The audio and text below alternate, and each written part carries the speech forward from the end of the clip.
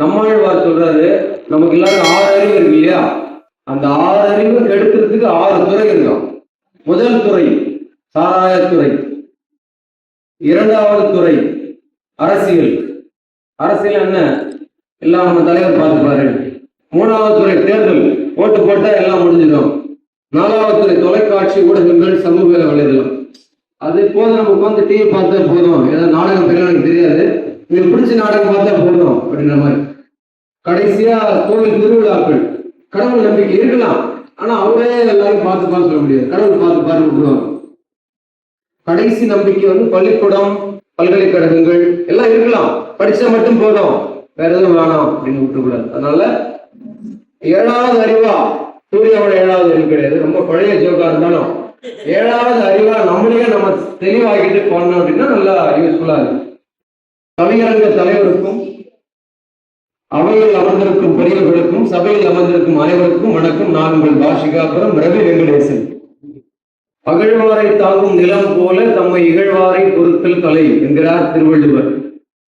குழி தோண்டும் துரோகிகளுக்கும் கொடுத்துதவும் பூமி, குண்டு வைக்கும் பகைவர்களுக்கும் பூமிதானே சாமி.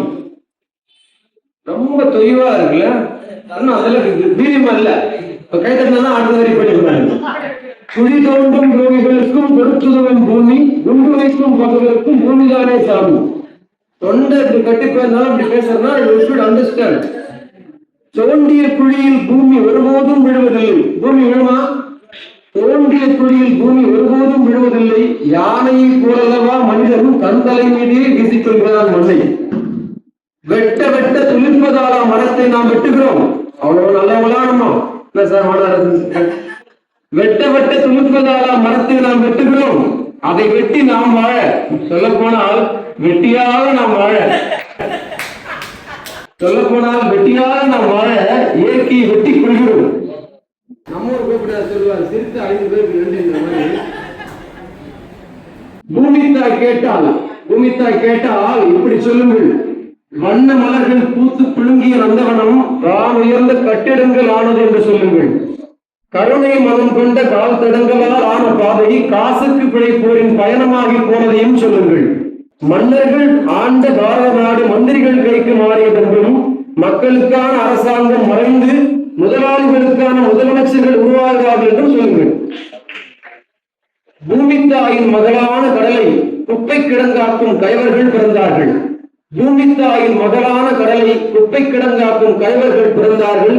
விடை மூன்று விருட்சம் பார்க்கும் நிலை மறைந்து வீணான நெகிழியில் மகிழும் மனிதர்களும் பிறந்தார்கள். சுதந்திர யாத்திரைக்கு நடைநடையாய் நடந்த காந்தியை மறந்தோம். ரத யாத்திரையும் குரு பூஜையும் காணும் நிலையில் அல்லவா பிறந்தோம். ரத யாத்திரையும் குரு பூஜையும் காணும் நிலையில் அல்லவா பிறந்தோம். சாதிய விஷமும் அழியவில்லை, மத சாய விஷமிகளும் அழியவில்லை. தமிழகத்தை முன்னேற்ற கழகங்களும் குறையவில்லை. தமிழக முன்னேற்ற கழகங்களும் குறையவில்லை. தண்ணி நிற்கிற இடத்துக்கு தாராளமா பட்டா, தண்ணி நிற்கிற இடத்துக்கு தாராளப்பட்டா சொல்லி வச்ச மாதிரி டிசம்பர்ல வெள்ளம். 4000 கோடிக்கும் கணக்கு தெரியல. 4 வருஷம் போன பொண்ணும் தண்ணி வடியல. ஏன் சிரிக்க மாட்டீங்களா? புரியல. அநேகமா நான் நீங்க தமிழ்நாடா எந்த ஊர் வந்த வாடிக்கையாளர்களே மேடம் புரியுதா? புரியுதா? ரொம்ப சீரியஸா மேடம் புரியுது. கட்சிக்காரர்களே, தண்ணி நிற்கிற இடத்துக்கு தாராளமா பட்டா சொல்லி வச்ச மாதம் டிசம்பர்ல வெள்ளம். 4000 கோடிக்கும் கணக்கு தெரியல. 4 வருஷம் போன பின்னும் தண்ணி வடியல. ஐயா, விடியல நம்பித்தானே உலகமே இருக்குது. ஐயா, விடியல நம்பித்தானே உலகமே இருக்குது. இதுல தமிழகத்தை முன்னேற்ற கட்சி பல பிறக்குது. இது அரசியல் கவிதையாக. தேர்தல் நெருங்க மக்கள் பணி சிறக்குது.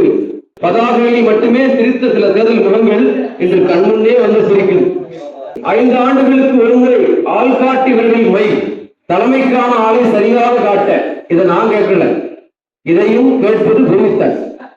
மறுபிறவி இல்லாத மணலையும் மலையையும் மனித பிறவிகள் அழிப்பது பெரும் அநியாயம். மறுபிறவி இல்லாத மணலையும் மலையையும் மனித பிறவிகள் அழிப்பது பெரும் அறியாமையும் அநியாயமும். அறியாமை அழிந்து பொது உடைமை சிறக்க வேண்டுகிறேன். நன்றி. அவ்வளவு நினைக்கிறேன். நன்றி, வணக்கம்.